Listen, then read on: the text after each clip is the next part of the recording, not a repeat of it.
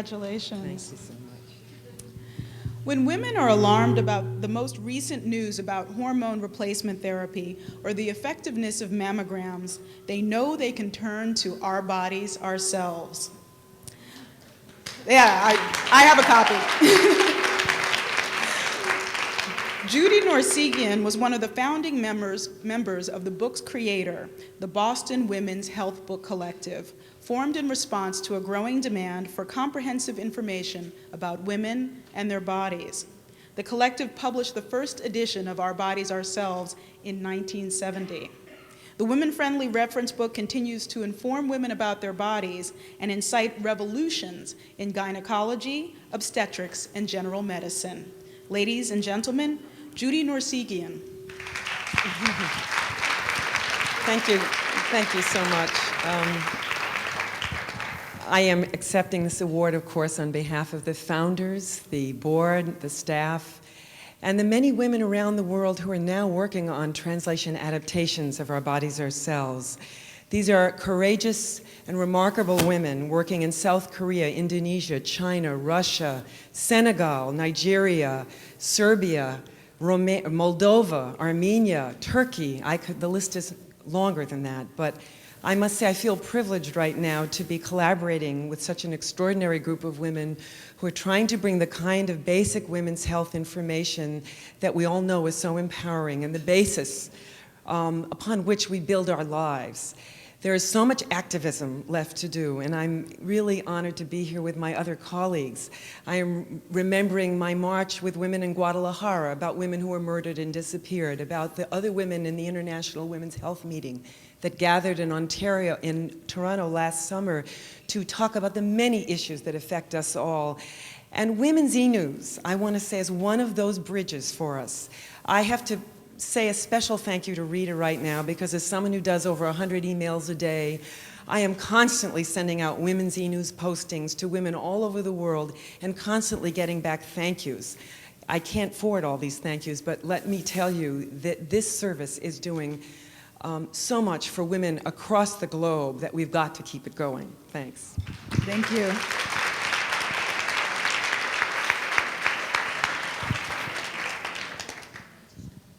Good to see you again. Milbrey Polk is a true storyteller. She's the co-author of Women of Discovery, a celebration of intrepid women who explore the world. And if she has her way, all American school children will read about the first woman to cross the Sahara Desert, or the first woman to get to the North Pole, in addition to their male counterpart stories. To increase what is known about women explorers and scientists, Polk created Wings Trust 9 years ago. Wings Trust recognizes the efforts of women who are pushing the envelope on land, in the sea, in space, and in the laboratory. And now I present to you Milbrey Polk. Thank you very much.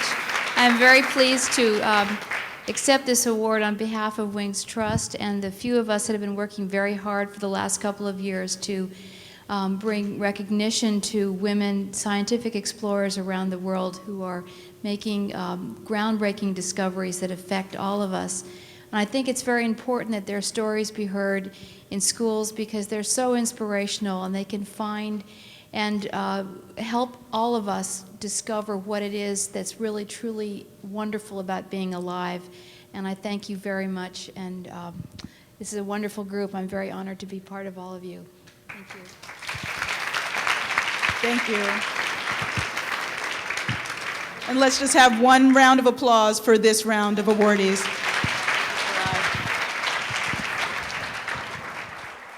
Thank you, Farai. And our final journalist presenter tonight is the senior diplomatic correspondent for Al Hayat, a leading independent Arabic newspaper. Rachida Durgam has been dubbed the mother of all interviewers and has interviewed numerous foreign ministers and heads of state. She's broken major news stories, including the secret talks in Oslo. She was the only journalist to interview Ramzi Youssef, the alleged mastermind of the first attack on the World Trade Center. She serves on the board of the International Women's Media Foundation, A former president of the United Nations Correspondents Association, she addressed the UN General Assembly on the occasion of World Press Freedom Day. Where are you? Thank you, Mary Alice.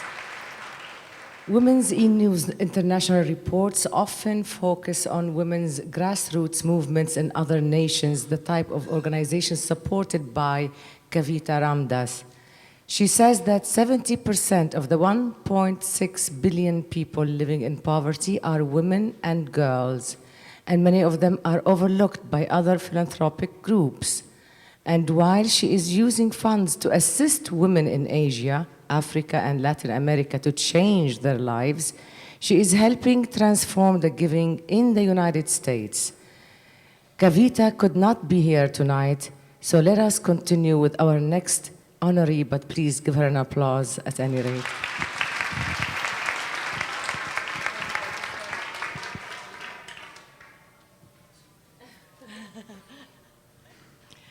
I'm commoning, as my daughter says. I say, come, and I'm commoning. At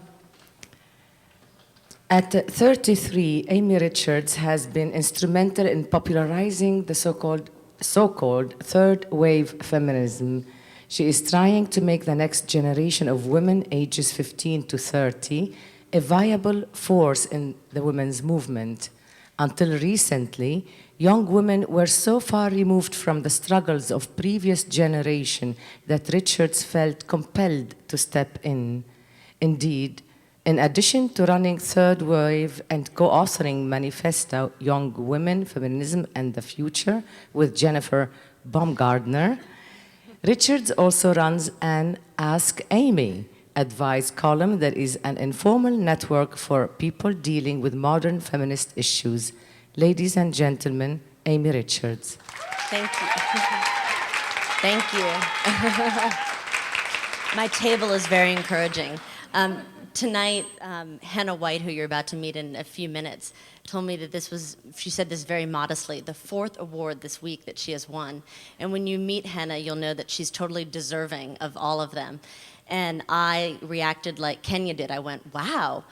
And tried to think about when I had won an award, and I think it was for being the top cookie girl sale when I was a Girl Scout.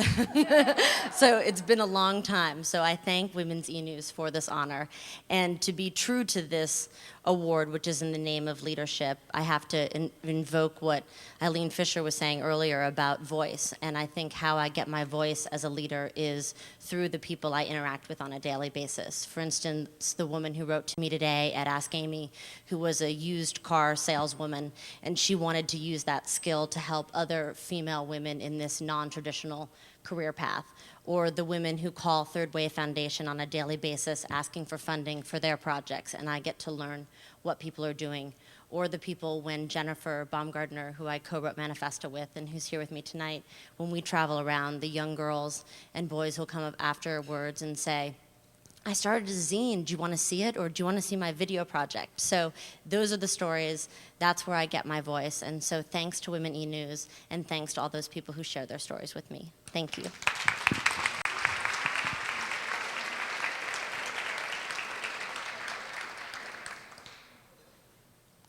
Sister Elaine Roulet reaches out each day to the women whose actions may have made news by committing a crime, but otherwise remain outside our field of vision. The Roman Catholic created the Children's Center program at the Bedford Hill Correctional Facility, the state's maximum security prison for women, to maintain maternal bonds during the mother's incarceration. For 2 decades, Sister Roulet continued to develop programs that overturn the conventions of how mothers are treated in prison. These programs are now serve as national models for American prison systems. But unfortunately, Sister Elaine Roulet could not be here tonight. So again, one more time, I ask you to applaud her, and then we will continue to the next honoree.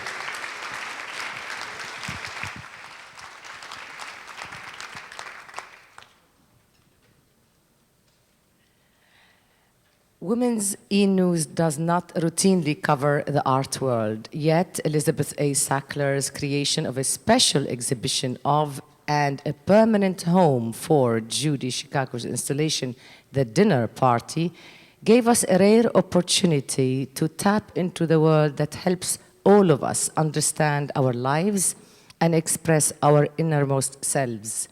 Sackler is president of the Arthur M. Sackler Foundation, an active member of the National Advisory Board of the National Museum of Women in the Arts, and she serves on the board of the Brooklyn Museum of Art and its Collections Committee.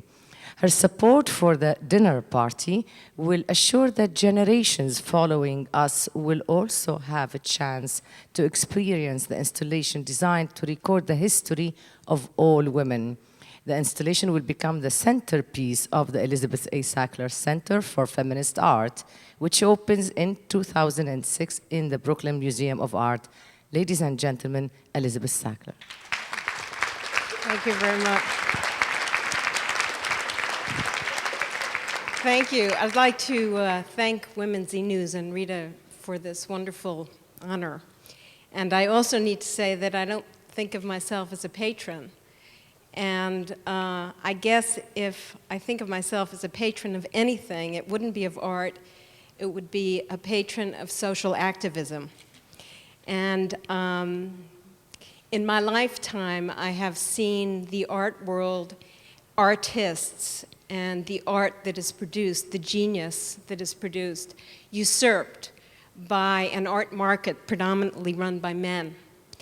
And I think that we forget that art brings to us not only the beauty that an artist perceives in the world, but also the struggles that individuals face, social struggles, political struggles, and they speak out across the world, across the countries, and certainly cross gender. It is an honor for me to receive this, and it's actually an honor to begin to take the F out of the F word. And I look forward to seeing you all at the Center for Feminist Art in 2006. Thank you very much.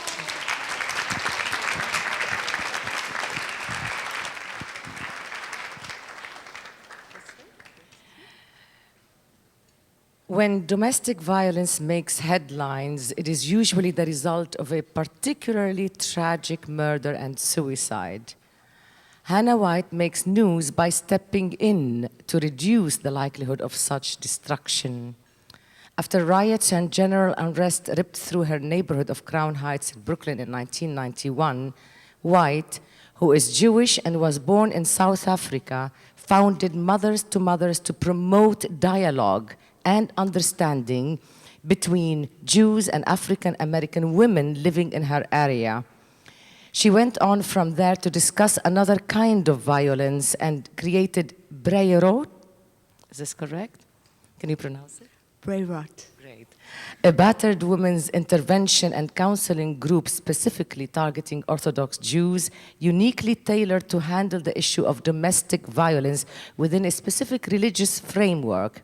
White has developed a reputation as a well-known speaker about the issue and has organized conferences, forums, and educators' workshops to help tight-knit communities deal with the effects of domestic violence. Ladies and gentlemen, Hannah White. Thank you. Thank you. I am truly speechless tonight. Listen to these incredible, amazing women, and listen what they've done, and look how far we've come. Rita, you've done a great job tonight. I thank you, and I know the women in the room thank you. I just want to ask a favor. There's a woman in this room who's come from a very far way, who really was the inspiration to me to be here tonight, and who taught me that no dream is ever impossible. And that's my mother, Mrs. Dory Pullman, who's come all the way from South Africa to be here tonight. I love you, Mom, and thank you.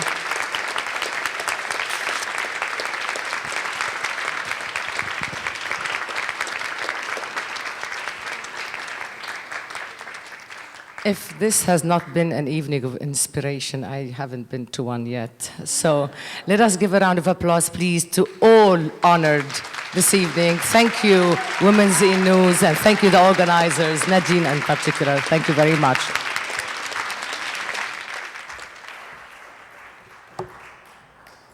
Well, congratulations to all of the 21 honorees, and thank you to our 4 guest journalists. We didn't forget the raffle. We're getting to that. There is much more about our extraordinary honorees in your printed program, as well as on our website, www.womensenews.org. And the CD-ROM each of you will take home in your goodie bags. If you haven't heard my voice enough, you can hear it on the CD-ROM. The goodie bags are supplied by Lifetime Entertainment Services. Also in the bags, you will find several examples of the New York Times and the LA Times playing catch-up or copycat of Women's E! News. You be the judge. We thank you all for supporting Women's E! News, the ultimate source of news for and about women, and for celebrating with us tonight the newsworthy accomplishments of our 21 leaders for the 21st century. We've just launched our Arabic website, and we invite you to stay tuned to Women's E! News so you can be part of our amazing new initiatives. We chose laptops rather than traditional floral centerpieces so that you could experience what we are about. And speaking about the laptops, just before I invite you to mingle with our honorees over a past buffet-style dessert, I have to have the privilege of pulling names out of the bowl and announce the winners of the laptops. So, Here goes. here we go. Mix them up. Thank you, Mix them Todd. up good. Mix them up good. Okay. Oh, up more. Oh, more? Oh, up good. Okay. I can help you with it. Our first winner, Davia Temin. Would the winners come up here, over here, and just line up, and you'll get your instructions, and we hope you know how to operate laptops. And we can keep it. That's good. All right. Don't look. What? Don't look. I'm not looking. I can't read those small print. Oh my goodness. Harati Kazakis.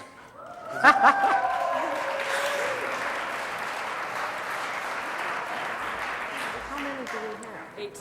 8. Okay, we have 8 altogether. Those are 2. Now we have Harati Kazikas. Harati Kazakis. How many of these did you buy? You're going to have to give some of these back. All right. You can only win one more. All right. No more for you.